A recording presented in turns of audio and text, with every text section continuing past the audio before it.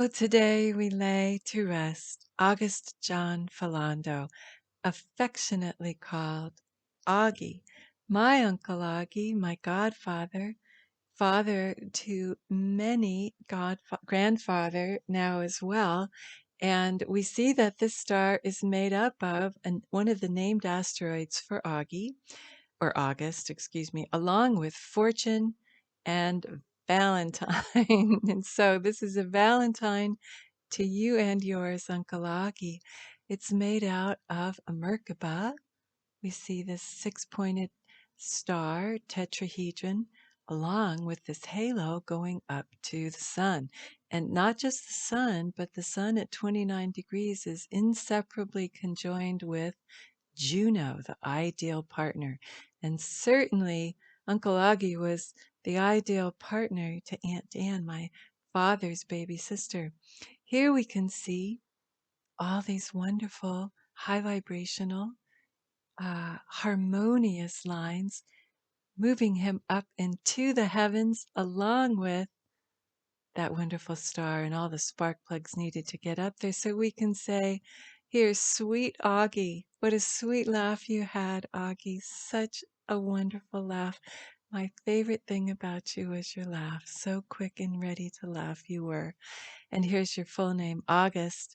So, and August is exactly balancing out Venus, the goddess of earthly grace and charm and diplomacy.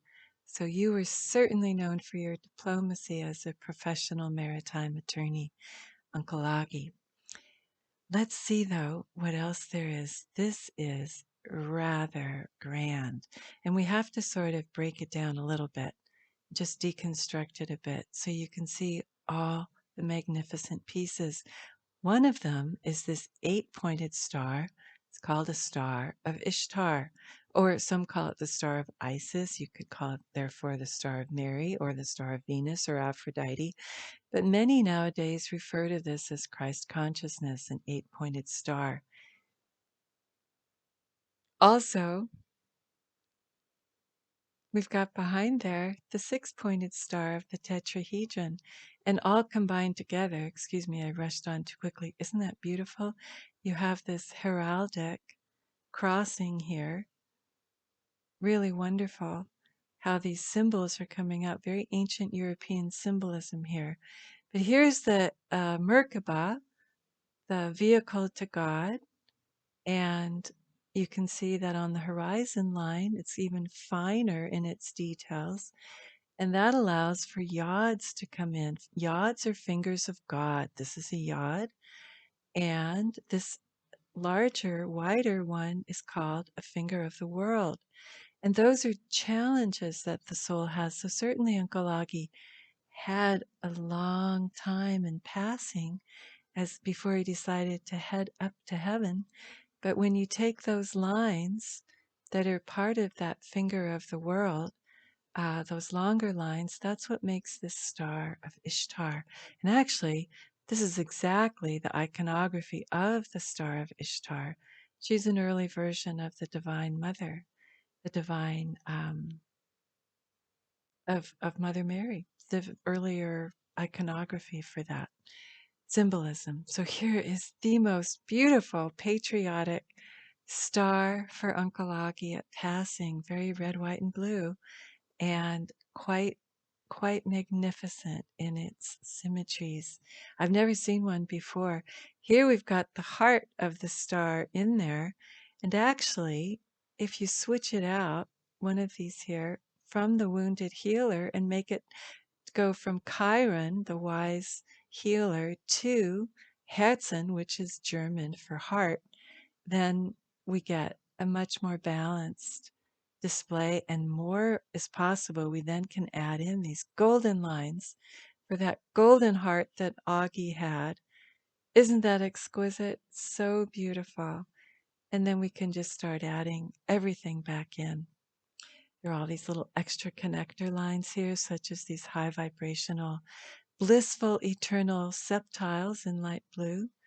And let's see what else is running around the outside of the chart within 1 degree of something on the inside of the chart. And let's see what that information gives us. So if we add in the math, oops, let's go back here. Well, actually, that's probably a little easier to look at. If we add in the math, then we have the largest known structure in the universe, the greatest. You could think of it as a heaven locale that there is, the Shapley supercluster, along with all these stars, including the North Star and the Pleiades. We have Mary, the Queen of Angels, Saint Mary, with the healing archangel Raphael, with sparks of angels, for the ever virtuous, noble August. This says Augusta, but this is as close a name for August as there is. And in these asteroids, there are 20 some thousand named asteroids. They often have an A at the end, and they are not gender specific. So, always virtuous, noble August, fortune of noble Anne the Master, your wife, and Clotho and Lachesis, the two of the fates, are have given you the great fate of being restored in the peaceful, restored to peace. Uh, you Gaia, or earthly master man, who bridged fraternities among, whether it was the fraternity of fishermen or the international fraternity of lawmakers, or just the brotherhood of family. With the aura, though, that with that professional role you played, you had the aura of Saint Germain or Count Rakoski, that great uh, diplomat and change maker, that master man. So you two masters, their alma mater with the rainbow, let's go back this way, with the rainbow body, the rainbow goddess, at the bringing flowers to the feast of the jubilatrix King Odysseus, the joyous ray of light that Odysseus, now Odysseus took his time getting home, and so did Uncle Augie as he waited to go to heaven for so long, and there's the good care of his daughters and his children there at home, being able to stay in a peaceful place before he headed to heaven. So this is really your tribute, Uncle Augie, you lover of the sea and you adventurer, um, you you beautiful ray of light, Uncle Augie, master man. This is your tribute. So we can then see what occurred today with the memorial. We get a gold star here. Now it's only pointing to Juno, the ideal partner, and you definitely get a gold star, Augie, as a partner, whether it was a partner um, with the Tuna Fishers Association or with your dear wife, Anne, or just a partner to many, in the various focuses that you had. Definitely a wonderful father. And so if we add in the more angelic Seraphina, we can see that actually we can go back and sort of see that there is sort of a suggestion of a being here in that star with arms coming up and legs here. But if we add in the angel asteroid Seraphina, then we get some additional wings going on, this longer pair of wings here. And that's going to be suggestive of what we see later. But for the moment, speaking of angels, we bring in Mary Angel, Mary Angela. And as the Queen of Angels, she here is with the Angel of Love, Cupid, and again the Fate, Lachesis, who brings in the guiding star of Vega to light his way home, Augie's way home, and this very beautiful symmetrical vehicle of blissful, eternal uh, lines. We call these aspects. These are very divine bliss energy that are in these lines. And so it's very, very precise, so exquisite. And what's wonderful is that if you add everything in that's possible, you get an angel and you get another uh, heralding of mastery. So here's the mastery with the squares in symmetry all throughout this vehicle, and another honoring of his mastery as a human being. And certainly, Uncle Augie, you were, before you ever became Uncle Augie, you had been a master previously, as had your noble wife, Aunt Anne, both of you having had past lives as royal figures. So you added that quality to your lives this time, and it is shown here in your angelic form that took off uh, and was honored today in your memorial mass. We see that really graceful angel honoring you, Uncle Augie, and really showing us your divine nature.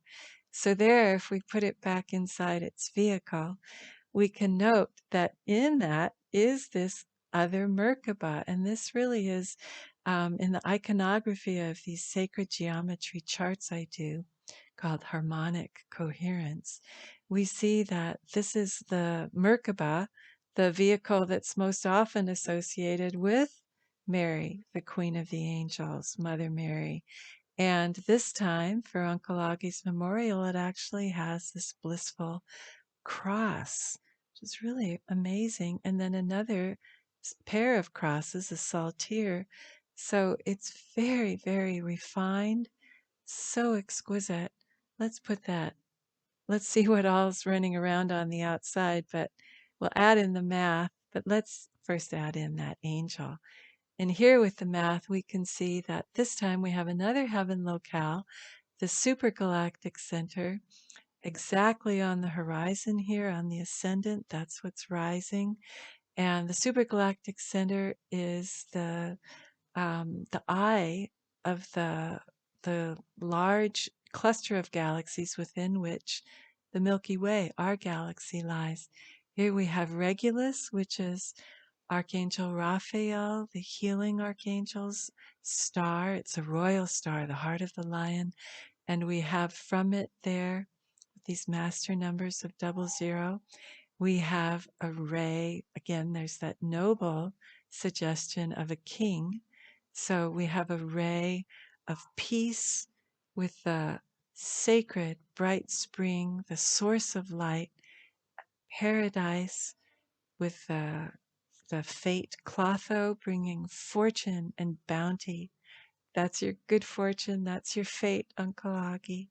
To be with the dancing angels, the seraphims, singing many hymns with the Queen of Angels, Saint Michael, Archangel Raphael, Archangel Uriel. You'll see it, Uriel here. And at the celestial temple of Mary's Church, and the Holy Spirit bringing rest and peace to the heavenly child, that masterman knight of magnanimity, masterman knight of generosity, truly a generous soul. Uncle Augie, thank you for gracing us all these years with your beautiful presence. So lucky we have been. If we take away all that math and all the data, and we just see what's hovering around as we memorialize you, and then just even release that too. We see again that divine vehicle, so perfect in its symmetries, and yet really what remains, Augie, is your angelic presence. And so we say, bless you, August John Felando. Many, many blessings. Obviously, angels guided you home, and may you guide us well in your newly found angelic presence once more. Shine on, be well, lots of love. Bless you, August John Felando.